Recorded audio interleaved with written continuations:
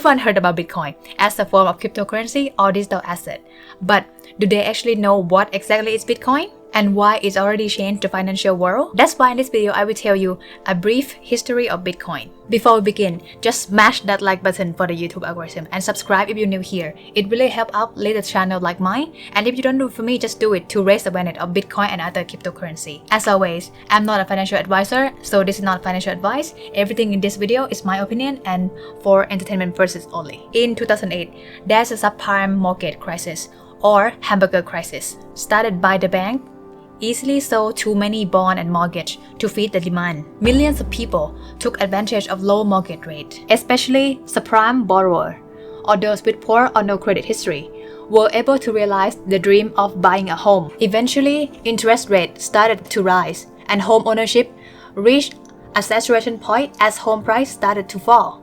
This caused so much trouble for too many Americans, and they stuck with the mortgages they couldn't afford in the first place. Even the bank took away their home, but the bank also lost too much money, which caused so many banks to fail. Millions of people losing their job, and the Fed started printing more money in order to boost the economy. This situation caused so much debt, and people start to have no trust in the bank, and the idea of decentralized finance began to be a talk of the town. Then, some mysterious man or woman go by the name Satoshi Nakamoto. He wrote the white paper on messdow.com, a new electronic cash system that uses a peer-to-peer network to prevent double spending.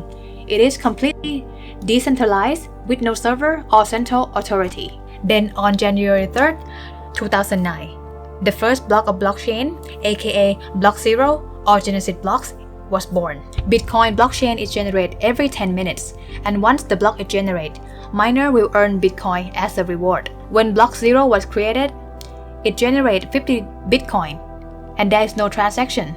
So what in the Block Zero? It's a secret message from Satoshi Nakamoto saying that the time 03 January 2009, Chancellor on brink of second bailout for banks.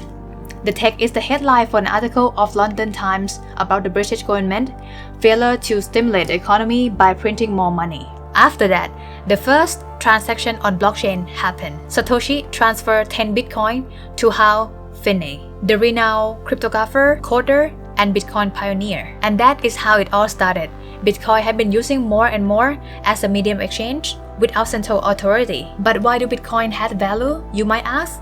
Well, first of all, scarcity. Even Bitcoin started from thin air, but they have limited supply. With only 21 million in supply, no more can ever be created. With each block that generate, the fewer reward the miner will get. That is called halving. Once the block had been generated for 210,000 blocks, the reward for mining Bitcoin transaction is cut in half. Bitcoin last half on May 11, 2020, around 3 p.m. Eastern Standard Time, making the reward to 6.25 Bitcoin per block. When the next halving is coming next time, the reward will only be 3.12 Bitcoin per block, and that will impact the price of Bitcoin to spike, follow rules of the market because of the less supply but high demand. Number 2, it is a medium of exchange. On May 22nd, 2010, 10,000 Bitcoin were used to buy 2 Papa John pizza, and now that pizza probably worth more than a couple hundred millions, and that is the first use of Bitcoin in commercial transaction. And after that, more and more merchants accept Bitcoin as a form of payment, from AT&T, Microsoft, Subway, Virgin Galactic, and Tesla kind of, or even buy real estate in Portugal or in Thailand. Number 3, it is a store of value. Some people call Bitcoin Gold 2.0 because it has similar characteristics as gold. Gold had limited supply, harder to mine, harder to alter, and can stay for a long time, just like Bitcoin. That's why Bitcoin serves well as an alternative store of value. But some people might say, if Bitcoin are so good, why do government want to ban it? That's because Bitcoin is on the blockchain, which means they have no central authority. No government can get in and access to change it or alter or do anything with it. This decentralized finance make bank and government worried. Not many people, not many countries will accept Bitcoin as a payment. If that's the case, will Bitcoin fail? Since Bitcoin started, so many people have predicted Bitcoin will bubble and burst and fail for more than 200 times. but it never happened. Instead, the price is going up and up and up.